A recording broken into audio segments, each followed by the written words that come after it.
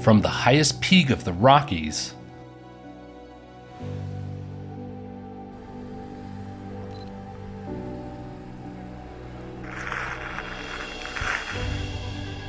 all the way out to the flattest part of the Great Plains, if you're a wildlife photographer, Colorado can be a paradise.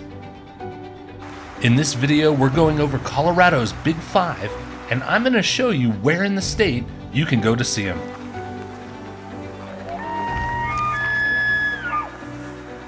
And stick around to the end because I'm going to show you that as Colorado's wildlife diversifies, this list may need a change soon.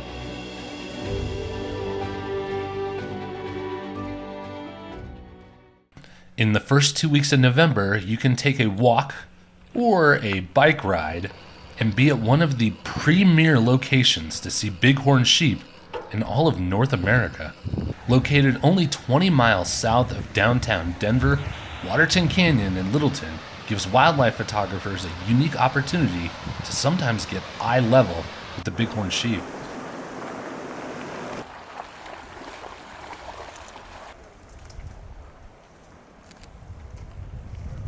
And witnessing the rut here in early November, in my opinion, is one of the cannot miss wildlife experiences in all of Colorado.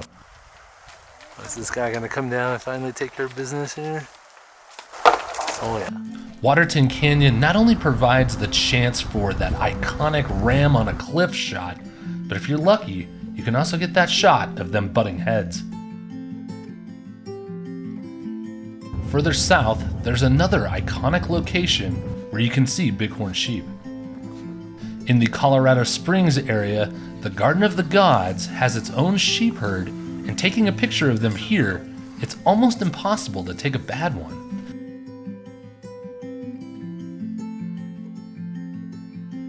This location is also a great birding hotspot with prairie falcons and great horned owls dotting the canyon walls.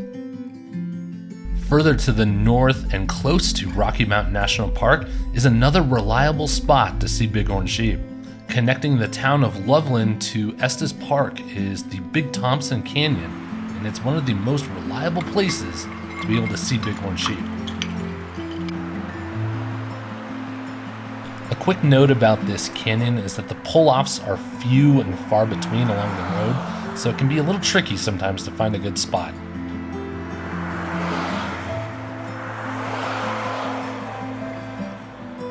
A few other areas where you can see bighorn sheep in Colorado is in Rocky Mountain National Park, of course, right next to Sheep Lake.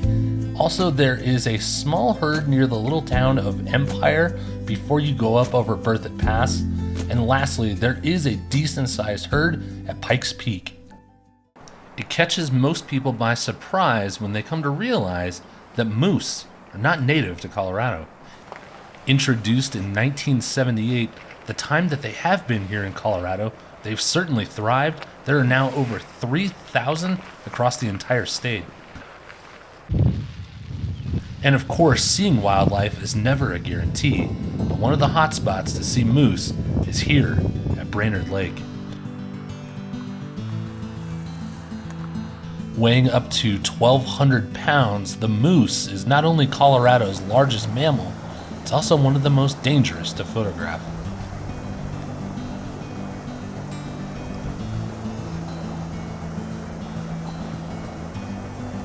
Use a long lens and give them plenty of distance.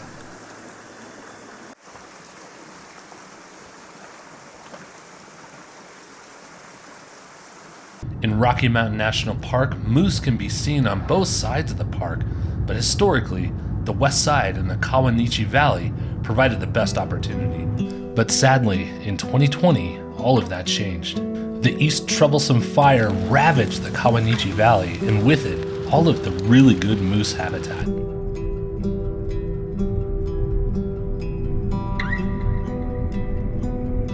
Fortunately, you still can see moose here. Sometimes you even see them walking amongst the charred trees. But it's definitely not as easy as it once was.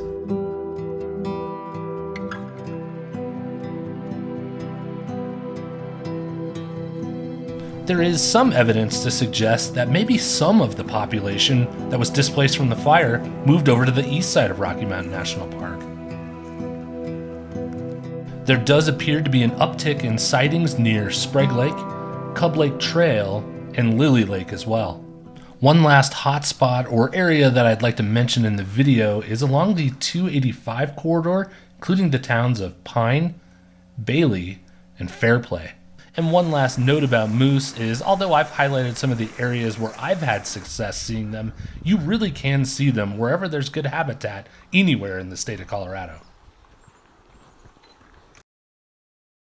The white-tailed deer and the mule deer, these are the two prominent species found here in Colorado, but only one can make the list.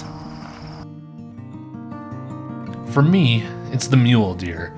With a population nearing 375,000 in Colorado, they outnumber the population of white-tailed deer almost 20 to 1.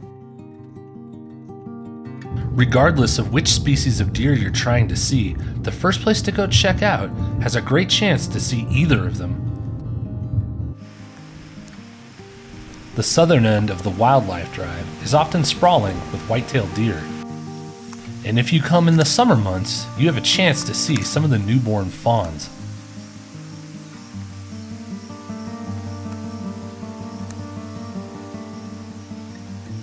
And for what it's worth, and it's purely anecdotal, I tend to see more mule deer on the north and west side of the wildlife drive.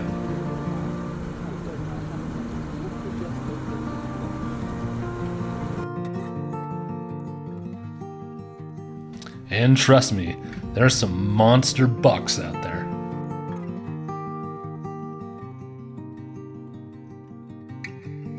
Other spots to find mule deer are also in our state parks close to town. You can always see them out at Cherry Creek Reservoir.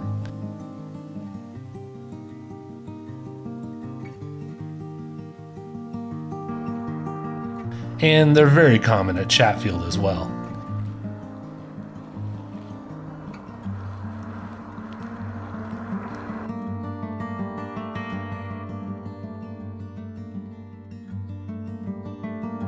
And of course, just like all of the other big five on our list, Rocky Mountain National Park will always give you a great chance to.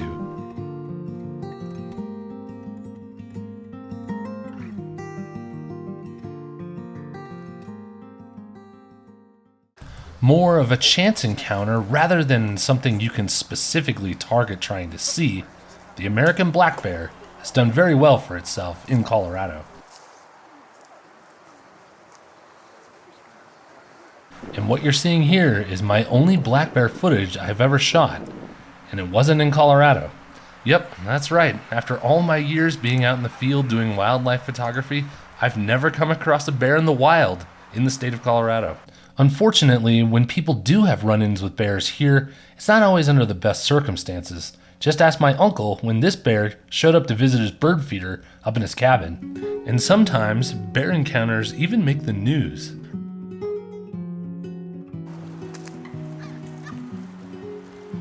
Rarely are any of these interactions the bear's fault. As we develop more and more into bear territory, these encounters are inevitable. What also gets bears into trouble is this. They've got one of the best sniffers in the entire world and can detect food up to over a mile away.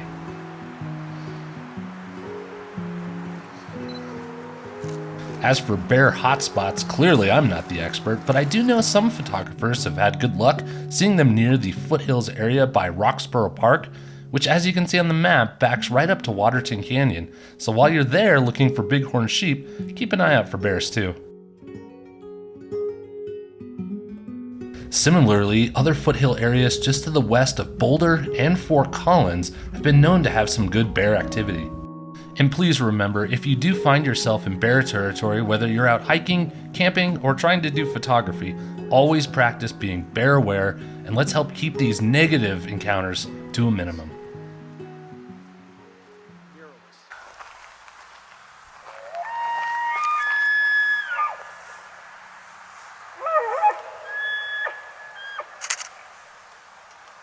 At over 280,000, Colorado has the highest population of elk of any state in the country.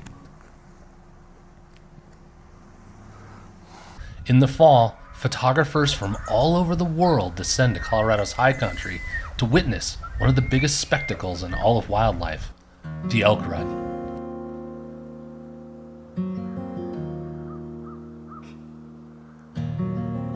And for me, there's no better place to see this all go down than the Kawanichi Valley on the west side of Rocky Mountain National Park.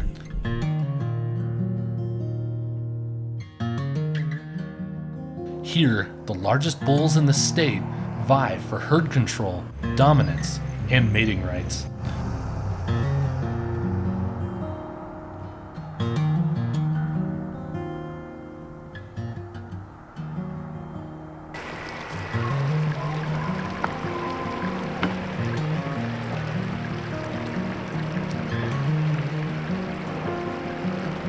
Whether you're there early in the morning right at sunrise, or at dusk right before the sun goes down, hearing the bugles echo up and down the valley is pure Colorado magic.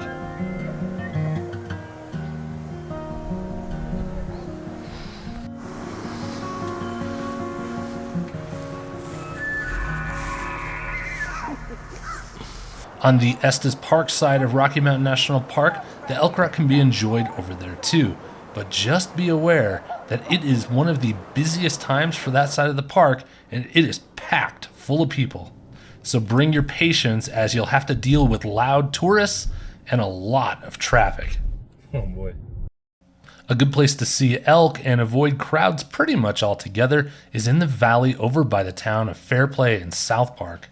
The land over here can be a little bit tricky as it varies a lot between public and private, so just be careful that you don't trespass. Keep in mind, the entire state of Colorado is a hotspot for elk, but I'll give you one last location where I've had good luck. It's right near the town of Evergreen.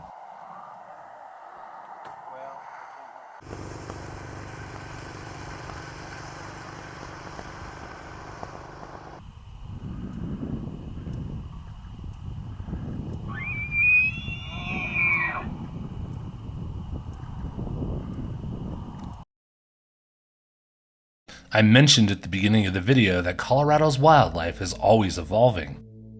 In late 2023, reintroduction efforts began for the apex predator gray wolf in Colorado. Could the gray wolf ever find its way onto Colorado's Big Five? Well, the short answer is yes, of course, but it's still got a ways to go. The population would need years, if not decades, to grow and stabilize.